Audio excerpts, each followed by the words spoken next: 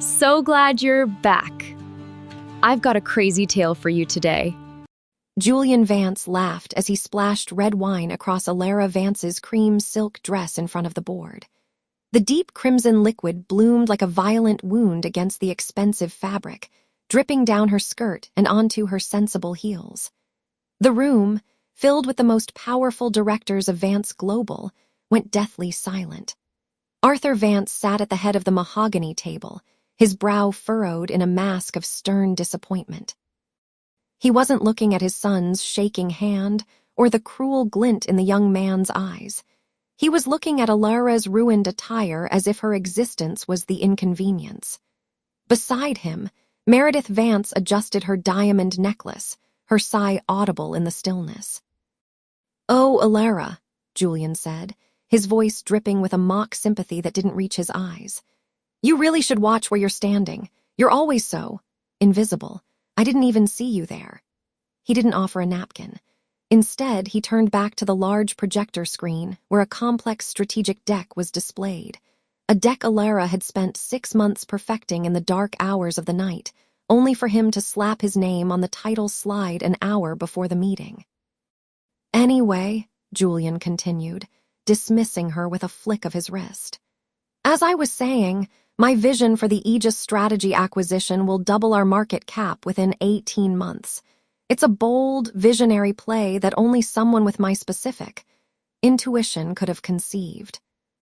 Elara felt the cold, wet silk clinging to her skin. The scent of the heavy, oaky Cabernet was cloying, almost suffocating. She looked at Sarah Jenkins, the only director who seemed to be actually studying the data on the screen. Sarah's eyes flicked from the slides to Elara, a shadow of suspicion crossing her face. She knew the technical depth required for such a plan, and she knew Julian couldn't calculate a tip without an app. "Elara, dear," Meredith said, her tone sharp and thin. "Don't just stand there like a statue. You're making the directors uncomfortable. Go clean yourself up. And for heaven's sake, try to be more careful. Julian is under a lot of pressure today." Arthur nodded, his gaze already returning to the son he had designated as his sole heir.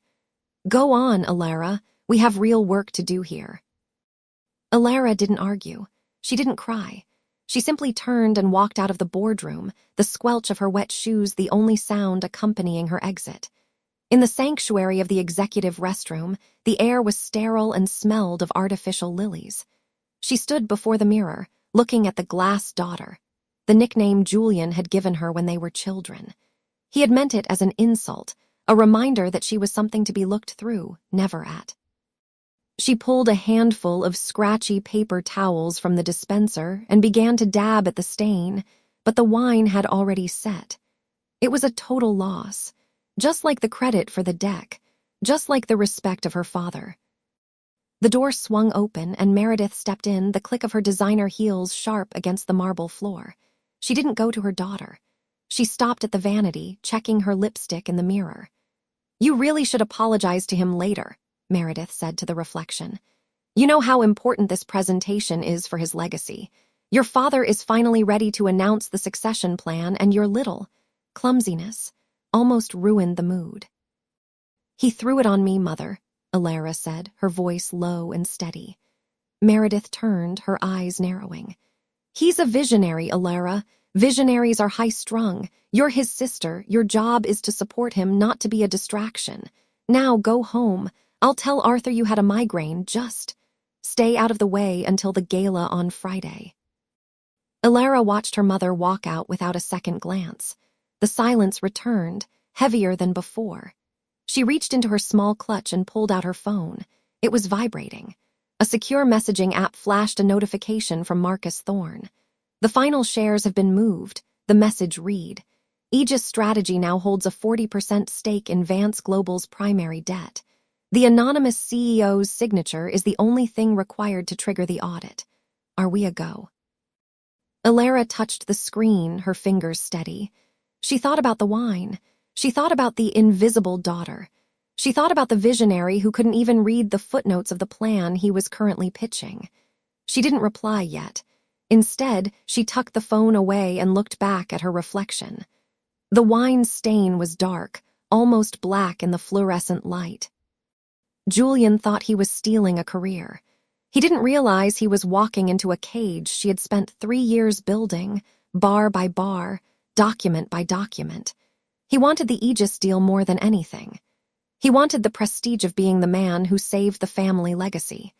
She walked out of the restroom and down the long, carpeted hallway toward the elevators. As she passed the boardroom doors, she could hear Julian's voice rising in a boastful laugh, followed by the polite, sycophantic applause of the men who believed his lies. In the lobby, Marcus was waiting in a black sedan. He stepped out, his expression unreadable as he saw her dress. "He didn't take it well," Marcus asked, opening the door for her. "He took it exactly how I expected," she replied, sliding into the cool leather interior. The scent of fresh ink and expensive leather was a welcome relief from the wine. "He thinks he's won. He's currently presenting the poison pill deck to the board." Marcus settled into the driver's seat, glancing at her through the rearview mirror. "If he signs those papers today, Elara, there's no going back. Vance Global will be technically insolvent by Monday morning. Your father will lose everything." Elara looked out the window as the Vance Global headquarters receded into the distance. The sun caught the glass of the skyscraper, making it glitter like a diamond. "My father lost his daughter a long time ago," she said, her voice cold as a winter morning. "He just hasn't noticed yet." She pulled her phone back out and typed a single sentence to Marcus. "Trigger the countdown. I want everything ready for the gala." She leaned back, watching the city blur past. Julian wanted the spotlight. He wanted the world to see him as the savior of the Vance name. She was going to give him exactly what he wanted. She was going to make sure every light in the city was on him when the floor finally dropped away. The following evening, the air inside the Vance estate felt thick with the scent of polished mahogany and unearned triumph. Elara Vance stood in the shadow of the grand staircase, watching her brother hold court in the center of the drawing room. Julian looked every bit the visionary the press claimed he was, his designer suit sharp enough to cut glass, a crystal tumbler of Arthur's finest scotch gripped in his hand. "It's about scale, father," Julian said, his voice carrying that practiced, effortless arrogance. "The Aegis algorithm doesn't just predict market shifts, it creates them. By the time the gala ends tomorrow night, Vance Global won't just be a leader in the industry. We'll be the only ones left standing." Arthur Vance nodded, his chest swelling with a pride he had never once directed toward his daughter. He clapped a hand on Julian's shoulder, the heavy gold of his signet ring catching the light. "I knew you had it in you, son. You've secured the family legacy for another 50 years. Meredith Vance drifted into the circle, the silk of her evening gown rustling like a warning. She didn't even glance toward the corner where Elara stood. Her eyes were fixed entirely on her golden boy. "And to think," she purred, "the board was worried about those acquisition rumors. You've made them all look like fools, Julian."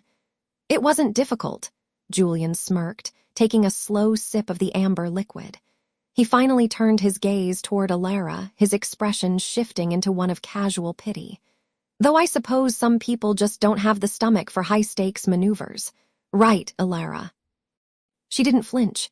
She simply adjusted the cuff of her modest blazer, feeling the slight vibration of her phone in her pocket. A text from Marcus. "Phase 1 complete. The insolvency triggers are live." "I've always preferred a solid foundation to a high-stakes gamble," she replied, her voice level and cool. Julian let out a sharp, mocking laugh that echoed off the high ceilings. He stepped toward her, invading her personal space with the oppressive scent of his expensive cologne. "That's your problem. You're small. You think in terms of spreadsheets and safety nets. While you were busy playing secretary, I was building an empire." He leaned in closer, lowering his voice so only she could hear. "I'm almost tempted to offer you a job in the new administration. We'll need someone to handle the filing once I've cleared out the dead wood." The blatant theft of her life's work, the algorithm he called Aegis, sat between them like a bared blade. He hadn't even bothered to change the name she'd given the code. He was so certain of her insignificance that he didn't think she could ever fight back. "I appreciate the offer," she said, a faint, ghost-like smile touching her lips. "But I think you'll find the dead wood is much harder to remove than you anticipate. Have you actually looked at the integration logs for the software, Julian? Or were you too busy picking out your suit for the gala?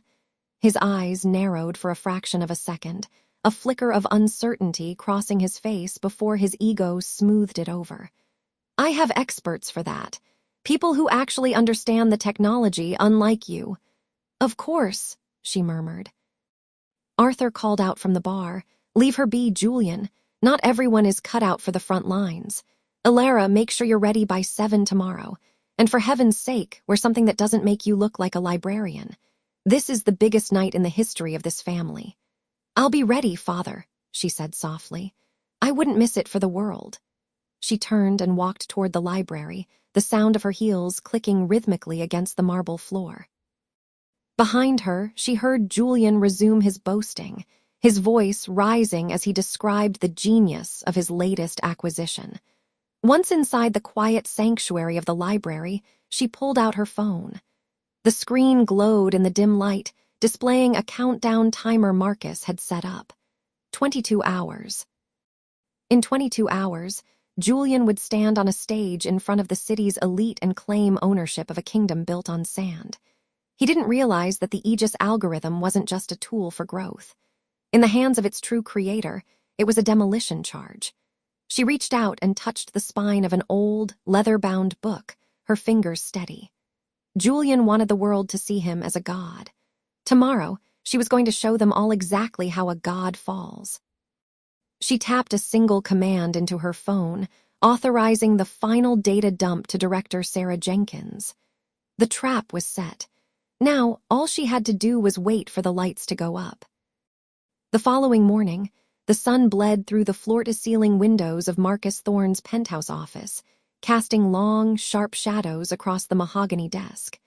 The air smelled of bitter roasted espresso and the ozone of high-end air purifiers. Elara Vance sat perfectly still, her spine not touching the back of the leather chair, as she watched the digital clock on the wall. 18 hours remained. Marcus slid a thick, cream-colored envelope across the desk. The paper felt heavy and expensive, the Vance family crest embossed in gold on the flap. Inside was the formal invitation to the evening's Innovation Gala, where the centerpiece of the night was Julian's keynote presentation on the Aegis algorithm. Director Sarah Jenkins has the encrypted cache, Marcus said, his voice a low baritone that barely carried across the quiet room. He didn't need to shout. The weight of the evidence spoke for itself. She spent 4 hours last night reviewing the version history. She's a brilliant woman, Elara. She recognized your coding signature within 20 minutes. Elara reached out, her fingers brushing the cold, brushed steel surface of a thumb drive sitting beside the invitation. It was the physical master key, the only copy of the kill switch code that could dismantle the algorithm Julian claimed to have built. And Julian, she asked. He's been calling the board members all morning, bragging about the projected valuation, Marcus replied, a thin, grim smile touching his lips. He's even invited the press for a live demonstration of the predictive modeling. He's so confident in the theft that he's forgotten he doesn't actually know how the engine works. The door to the private lounge swung open before Elara could respond. Julian Vance stepped inside, trailing the scent of an overbearing, woodsy cologne that seemed to demand more space than he deserved. He was already dressed for the cameras in a bespoke navy suit, his silk tie knotted with practiced perfection. He didn't look at Marcus. His eyes went straight to Elara, narrowing with a mixture of pity and irritation. I thought I'd find you here, clinging to the help, Julian said, his voice dripping with the casual cruelty he'd perfected since childhood. He walked to the sideboard and poured himself a glass of sparkling water, not bothering to offer any to the others. I suppose you're here to beg Marcus for a job once I officially take the reins tonight. I might be able to find a place for you in the archives, Elara, somewhere out of sight where your modest talents won't be a distraction. Elara didn't flinch. She met his gaze with a calm that seemed to unsettle him more than an argument would have. You seem very sure of tonight's outcome, Julian. Why wouldn't I be? He laughed, a sharp, jagged sound that grated against the quiet of the office. He leaned over the desk, invading her personal space, the gold links of his watch catching the light. The world is about to see me as the visionary of the decade. While you've been playing with spreadsheets and hiding in libraries, I've been building an empire. Mother and father are already at the venue, overseeing the seating chart.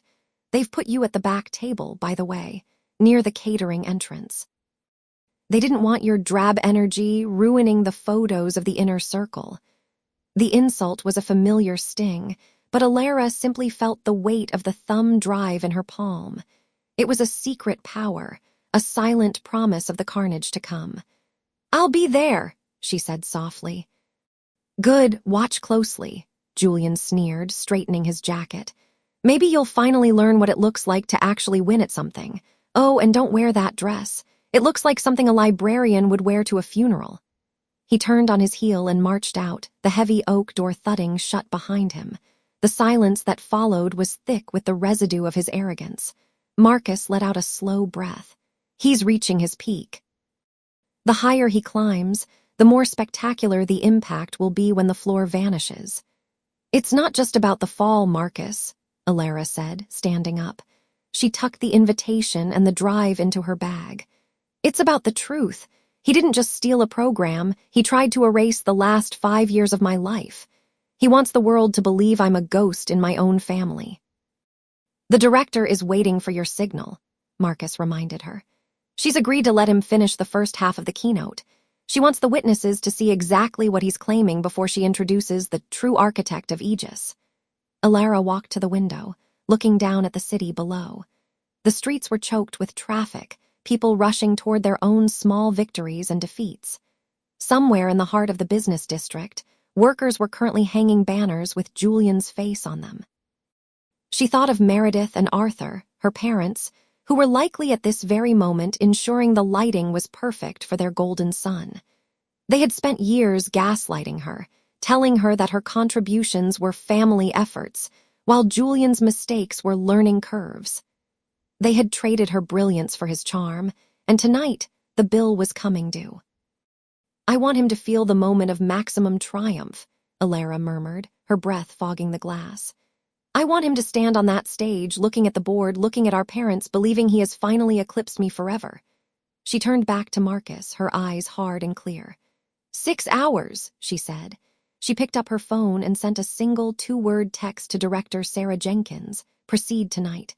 The trap was no longer just set, it was live. Elara felt a strange, cold peace settle over her. Julian wanted a show, and she was going to give him one he would never forget. She wasn't just the girl at the back table anymore. She was the storm that was about to break the Vance legacy in half. The morning of the Vance legacy gala arrived with a deceptive, silver-gray stillness that draped over the estate like a shroud. Elara Vance stood on the narrow balcony of her third-floor room, watching the fleet of catering trucks roll up the winding driveway. Below, the house hummed with the frantic, jagged energy of a kingdom preparing for its prince's coronation. She could smell the heavy, cloying scent of 3,000 white lilies being arranged in the foyer, a fragrance so thick it felt like it was trying to mask the rot beneath the floorboards. She descended the stairs, her footsteps silent on the runner.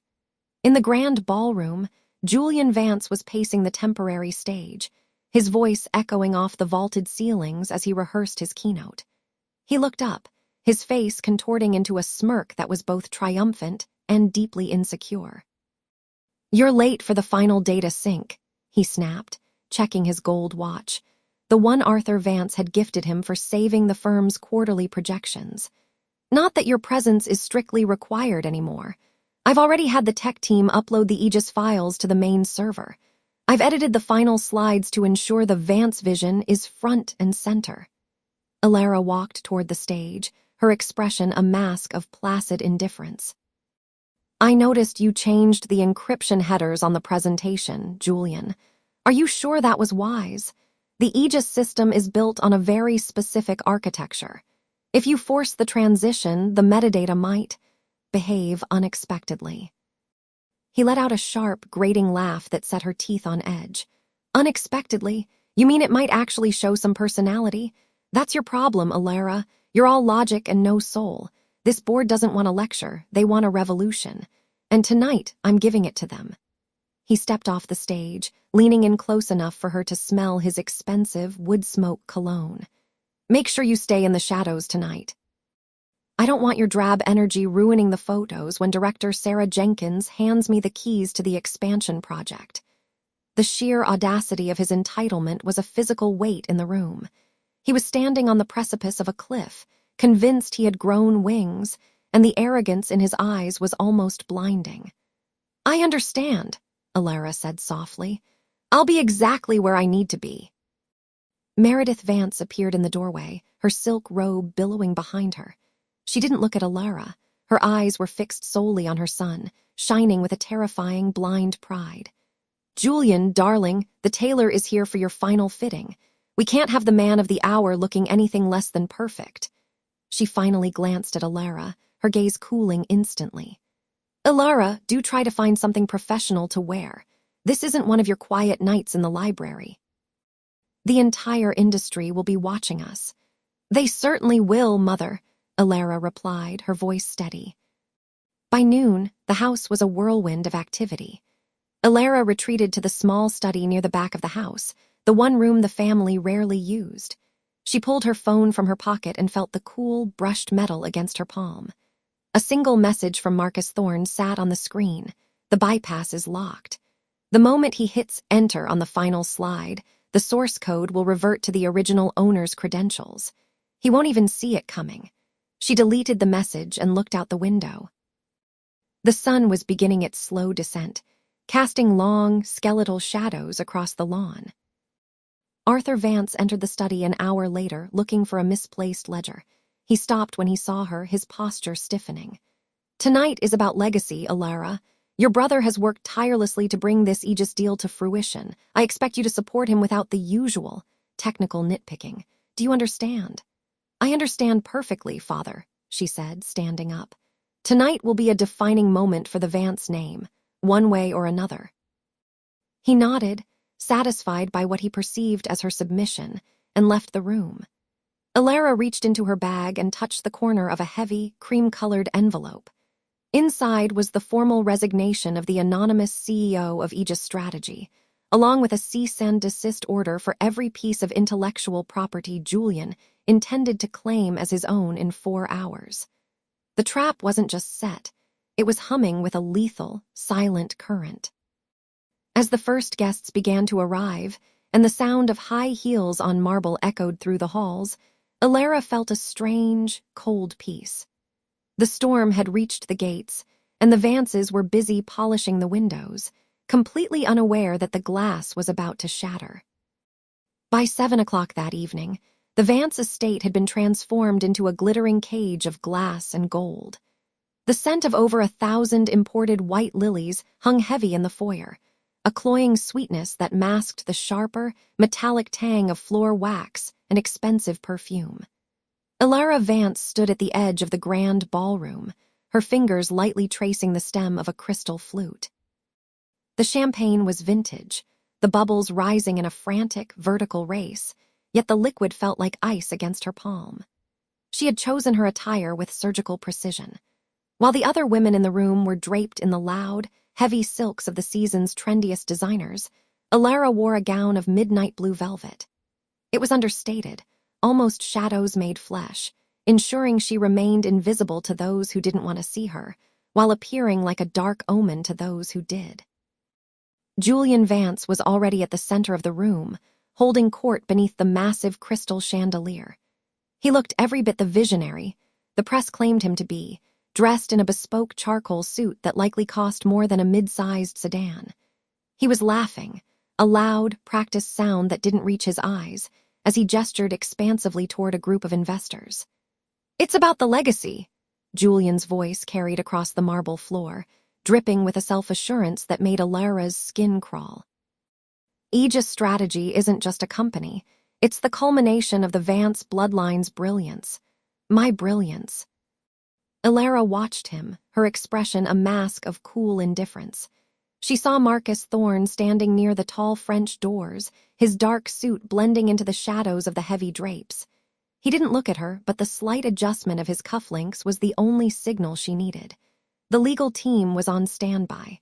The digital triggers were set. "There you are!" A sharp, disapproving voice cut through Elara's thoughts. Meredith Vance approached, her diamonds catching the light with every agitated movement of her fan. She looked Elara up and down, her lip curling in a way that spoke volumes of her disappointment. "You look like you're attending a funeral, Elara. Couldn't you have worn the gold lace I sent over? Tonight is Julian's crowning achievement. The least you could do is look like you belong in this family." "I find the blue more appropriate for the occasion, Mother," Elara replied, her voice steady and low. "Don't be difficult," Meredith snapped, leaning in closer. The smell of her floral perfume was suffocating.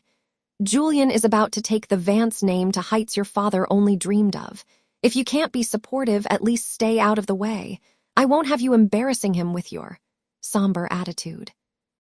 Before Elara could respond, Arthur Vance joined them, his hand resting heavily on Julian's shoulder as the younger man approached. Arthur's face was flushed with pride, a look he had never once directed at his daughter. "The board is all here," Arthur announced, his voice booming with authority. "Director Jenkins is particularly eager to see the formal presentation of the Aegis expansion.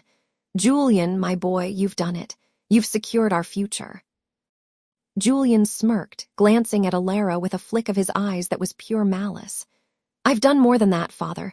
I've ensured that the Vance name is synonymous with the next decade of strategic innovation.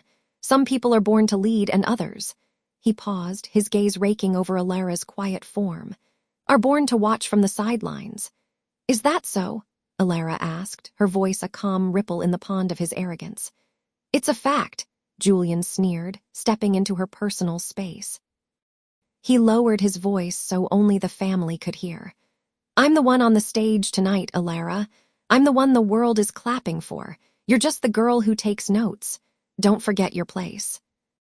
He turned away before she could answer, moving toward Director Sarah Jenkins, who was standing near the makeshift stage at the far end of the ballroom. Sarah was a formidable woman, her gray hair styled in a sharp bob, her eyes scanning the room with the clinical precision of a hawk. She was the one Julian needed to impress most, the one whose vote would finalize the transfer of intellectual property. Elara felt the weight of the envelope in her clutch. It wasn't just paper, it was a detonator. She moved through the crowd, her movements fluid and ghost-like. She passed guests who didn't even realize they were standing in the presence of the woman who actually owned the ground beneath their feet. She found herself standing near Sarah Jenkins just as Julian reached the director. "Director Jenkins," Julian said, his tone shifting to one of polished reverence. "I hope you're prepared for what we're about to unveil. Aegis strategy is ready to pivot into the global market under my direct oversight." Sarah Jenkins turned her gaze from Julian to Elara, her eyebrows rising slightly. "And what does your sister think of this pivot, Julian? She's been remarkably quiet this evening." Julian let out a dismissive chuckle. "Elara handles the administrative details. She's excellent at following directions, of course, but the vision, that's entirely my burden." Elara met Sarah's eyes. There was a flicker of something there, a question, perhaps, or a seed of doubt. Elara didn't offer a smile. She simply tilted her head. "Vision is often a matter of perspective, Director. Sometimes the most important things are hidden in plain sight." Julian's jaw tightened, his irritation flaring. "Enough of the riddles, Elara. Go find Marcus and make sure the final contracts are ready for the signing ceremony. Do something useful for once." "Oh, the contracts are ready, Julian," Elara said, her voice like the strike of a clock at midnight. "More ready than you can possibly imagine." The lights in the ballroom dimmed suddenly, a signal that the formal presentation was about to begin. A hush fell over the 300 guests, the only sound the soft hum of the air conditioning and the distant clink of a server's tray. Julian adjusted his tie, his chest swelling as he stepped toward the microphone. He looked out over the sea of wealth and power, a king about to claim a stolen throne. He didn't see Marcus Thorne move toward the audiovisual booth. He didn't see Sarah Jenkins narrow her eyes. He only saw the spotlight. "Ladies and gentlemen," Julian began, his voice amplified and echoing off the high marble ceilings. "Tonight, we don't just celebrate a company, we celebrate the birth of a new era." Elara stood in the darkness just beyond the light's reach. She reached into her bag and felt the smooth, cold surface of her phone. With a single thumb press, she sent a one-word text to Marcus. "Begin."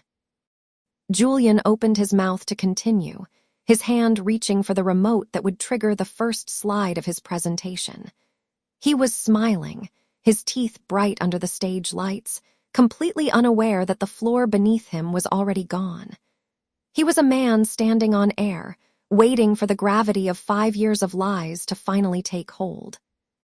The hum of the projector was a low, hungry growl in the sudden silence of the ballroom.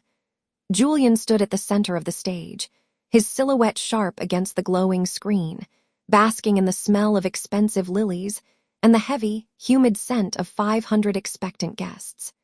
He clicked the remote with a flourish, his thumb pressing down with the unearned confidence of a man who had spent his life stepping over his sister's shadow. "This," he declared, his voice booming through the hidden speakers, "is the architecture of the future." But the slide that flickered onto the massive screen wasn't the sleek, minimalist logo of the new venture. It was a scanned PDF of a bank transfer, a private transaction from a shell company in the Caymans to Julian's personal account, dated 3 years ago. The amount was staggering, but the memo line was what drew the sharp, collective intake of breath from the front row. Payment for Aegis strategy intellectual property, internal theft. Julian didn't look back at the screen immediately. He was still smiling, his teeth bright under the harsh white spotlight, waiting for the applause that usually followed his every breath. When the silence stretched into a jagged, uncomfortable vacuum, his smile faltered. He turned, his movements stiff, and the color drained from his face so violently it looked as if someone had pulled a plug at the base of his neck. His skin transitioned from a healthy, sun-kissed tan to a sickly, translucent gray, like wet parchment stretched too thin over bone. His eyes, usually bright with practiced charisma, fractured into 1,000 shards of panic, darting toward the wings of the stage where Marcus Thorne stood with his arms crossed, his face a mask of cold professional satisfaction. A single bead of sweat tracked a jagged path from Julian's temple down to his jaw, which had unhinged just enough to reveal the frantic, visible pulse thrumming in his throat. His chest began to hitch in shallow, jagged bursts, his expensive silk tie vibrating with the force of his heart hammering against his ribs. He looked less like a visionary, and more like a cornered animal realizing the cage had been electrified. In the second row, Sarah Jenkins leaned forward, her eyes narrowing as she adjusted her glasses. She didn't look at the stage. She looked at the screen, her lips thinning into a hard, dangerous line. Beside her, Arthur Vance sat as if he had been turned to stone. His knuckles were white where they gripped the velvet arms of his chair, his jaw set so tightly the muscles in his cheeks spasmed. He looked at his son not with pride, but with the dawning, horrific realization that his legacy was being incinerated in real time. Meredith Vance let out a sharp, muffled gasp, her hand flying to her throat to clutch her pearls, her eyes wide and glistening with a mix of terror and denial. "There must be a mistake," Julian stammered, his voice cracking, the amplification turning his tremor into a thunderous rattle that echoed off the marble ceilings. He clicked the remote frantically, but the screen shifted to a new image, a video file. The speakers crackled to life. It was Julian's voice, clear and arrogant, recorded during a private dinner 2 months prior. "Elara doesn't need the credit," his recorded voice sneered. "She's a ghost. She likes the dark. I'm the one who knows how to wear the suit. Without me, her little Aegis is just a pile of papers in a basement. I own her." The room went from silent to vacuum-sealed. A woman in the 4th row whispered, "Oh my God," the sound carrying clearly in the stillness. Elara stepped out from the shadows near the sound booth. She didn't rush. She walked with the measured, rhythmic click of her heels on the polished floor, a sound like a countdown. She stopped at the edge of the stage's light, her face calm, her hands steady at her sides. She didn't need a microphone. The room was so quiet she could have whispered and been heard in the back of the gallery. She looked up at him, her expression devoid of the rage he expected. There was only a terrifying, clinical detachment. "You were right about one thing, Julian," she said, her voice cutting through the hum of the projector like a blade through silk. "Tonight is the birth of a new era, but it's the era of accountability. And as of 5 minutes ago, the board has received the full forensic audit of every vision you've ever claimed as your own." Julian opened his mouth to speak, to lie, to beg, but no sound came out. He was a man drowning on dry land. Elara didn't wait for his response. She didn't stay to watch him crumble. She turned her back on the spotlight and walked toward the exit, her shadow long and steady across the marble. She had given him the stage he always wanted. Now, she was leaving him to die on it. The silence that followed Elara's exit was not empty. It was heavy, a suffocating weight that seemed to press the very oxygen out of the boardroom. For several heartbeats, the only sound was the rhythmic, mechanical whir of the projector, still casting the damning forensic audit across Julian's frozen form. He stood paralyzed in the center of the room, the blue light of the spreadsheet bleeding across his face like a digital shroud. Julian Vance finally moved, but it wasn't the graceful, commanding stride the board was used to. It was a stumble. He reached for the edge of the mahogany table, his fingers slipping on the polished surface as if he'd forgotten how to hold his own weight. His skin, usually a curated shade of executive tan, turned a sickly, curdled gray. The muscles in his jaw spasmed, a frantic ticking that betrayed the poise he'd spent decades perfecting. His eyes, once bright with unearned arrogance, darted around the room like a trapped animal, wide and bloodshot, unable to find a single friendly face to anchor onto. His lower lip trembled, a pathetic, wet movement that made his silent protests look more like a child's tantrum than a man's defense. "It's a glitch," he croaked, the sound scraping out of his throat like rusted metal. He looked toward the head of the table. "Father, tell them, Elara is. She's always been prone to these delusions. She's jealous. She's trying to sabotage the merger." Arthur Vance didn't look at his son. He sat at the far end of the table, his spine rigid, his hands clasped so tightly his knuckles had turned the color of bone. The man who lived for legacy looked as though he had aged 20 years in 20 minutes. Beside him, Meredith Vance was clutching her silk scarf as if it were a lifeline, her eyes shimmering with a mixture of terror and disbelief. She looked from the screen to her son, her mouth opening and closing, but no motherly defense came. The evidence was too loud, too precise, too undeniable. "The audit is verified, Julian," Director Sarah Jenkins said, her voice cutting through his frantic mumbling with the clinical precision of a scalpel. She stood up, clicking her pen shut with a finality that echoed like a gunshot. "Marcus Thorne delivered the encrypted files to the board's private server 10 minutes before this presentation began. We've had 3 independent analysts on standby. They've already confirmed the diverted funds, the shell companies, and the intellectual property theft." "Sarah, please," he gasped, stepping toward her, his hands raised in a pleading gesture that looked utterly alien on him. "We've been friends for years. I built this vision." "You built a house of cards on your sister's back," she replied, her gaze cold enough to draw blood. "And you used our capital to pay for the glue.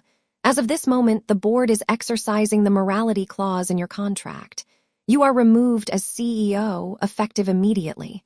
Security is already clearing your office." The room began to shift. It was a physical movement, a collective withdrawal.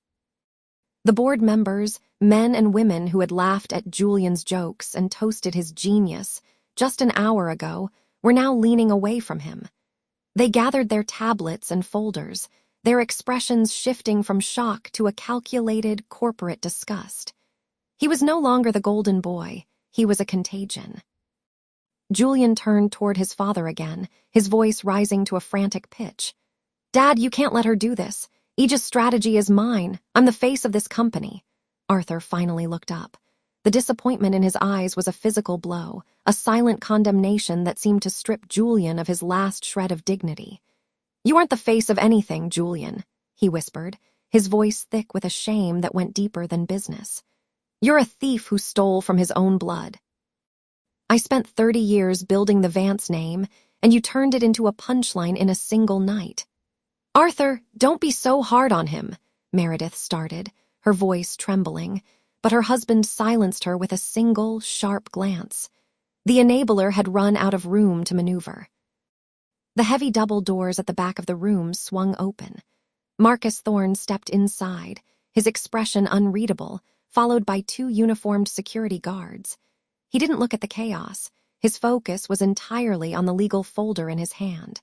He walked to the head of the table and laid a single document in front of Julian. "This is a formal notice of trespass," the lawyer said, his tone devoid of emotion. "Your personal belongings will be couriered to a neutral location. You have 5 minutes to leave the premises before you are forcibly removed.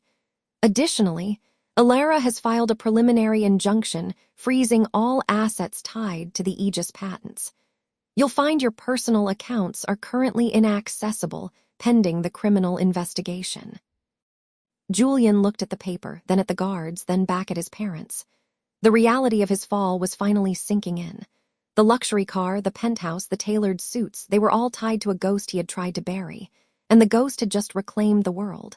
He tried to muster one last spark of the old Julian, one final sneer to mask the terror. He straightened his tie with shaking hands and looked at Sarah. "She thinks she won. She's a shadow. She can't run this place. Without me, the investors will flee." "The investors are already calling her," Sarah said, picking up her phone. "They don't want a visionary anymore, Julian. They want the person who actually did the work." The security guards stepped forward, their presence a silent command. Julian looked around the room one last time, searching for a single ally, a single person who would look him in the eye. He found nothing but the cold, blue glow of the audit on the screen, a digital monument to his own greed.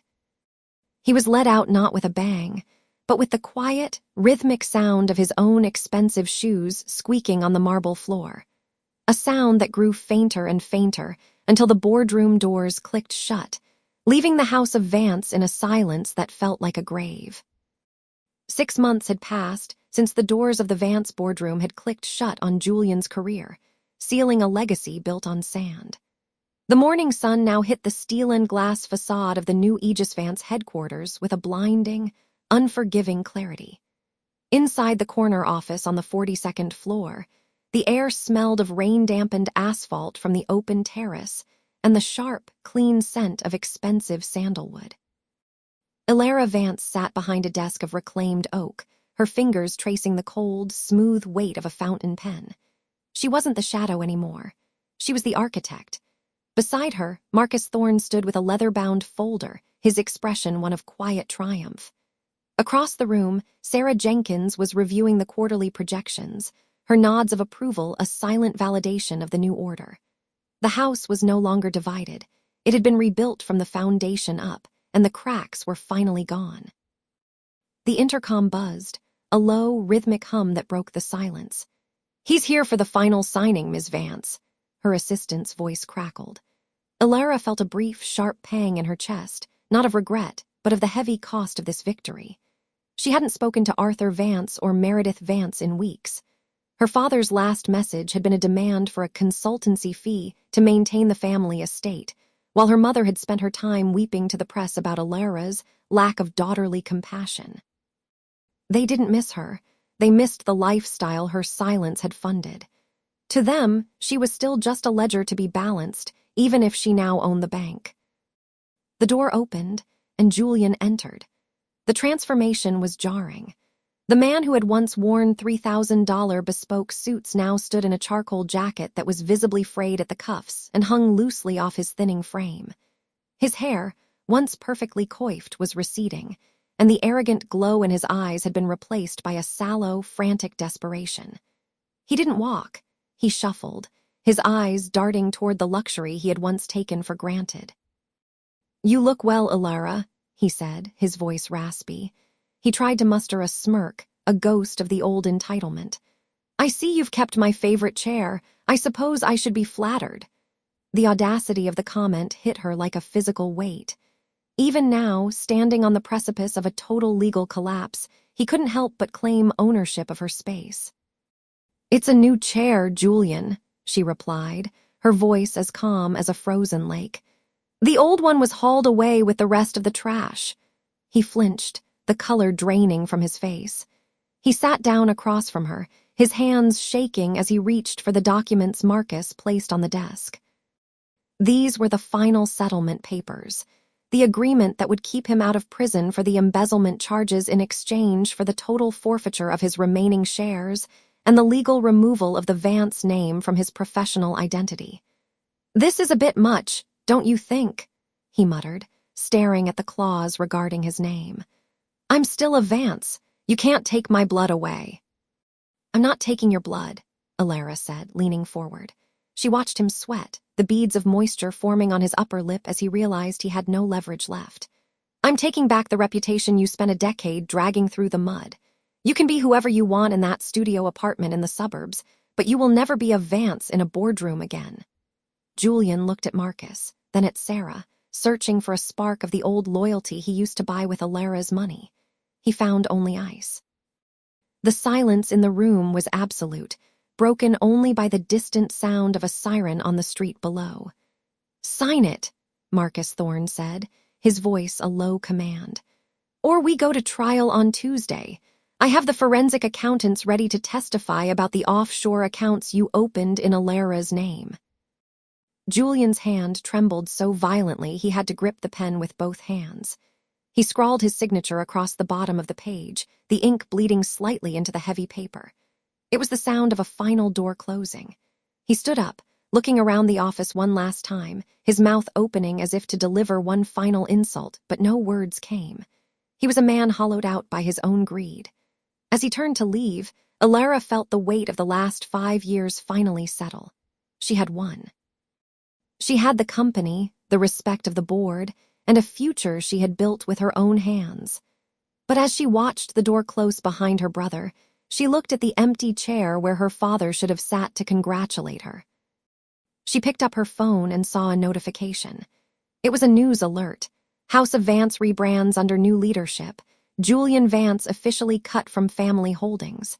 She walked to the window, looking out over the city skyline. The sunset was a bruised purple and gold, beautiful but cold. She was the majority shareholder of her own life, but the silence in the office was the interest she had to pay on the debt of justice. She turned back to her desk, picked up the pen, and began to work on the next architecture. The lion wasn't sleeping anymore. She was finally, truly awake.